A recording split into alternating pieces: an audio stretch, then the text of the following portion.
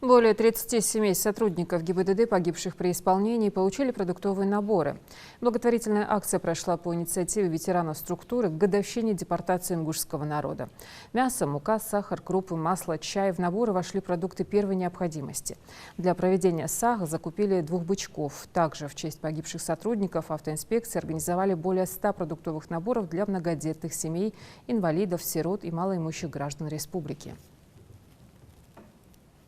Hans of beş сотрудник işte belgecide самотиге дагы дövü yani işte ne saat ya da şöyle.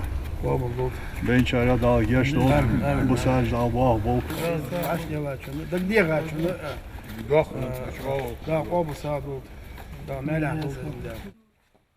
С организацией раздачи помогли сотрудники ГИБДД, предоставили списки, также развезли САГ поадресно к каждой семье. Выразили родным соболезнования и отметили, что всегда будут оказывать им помощь и поддержку.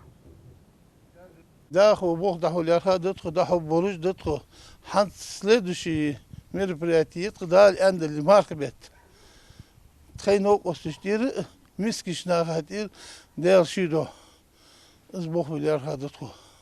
Син себе если для дасту, бейдей, сад эйша халушил мацл, хейнок тойс унулята бейнах, вот для дасту, дакты бухожи нокусджи. Сад вот شيء ناقص بوتس بولري إيش دقلا عن باقش قلري تحت باش كيرشنا هنا مسرح تقص سان قد دقص قوان سان حيس دق ديك تحيس مدينة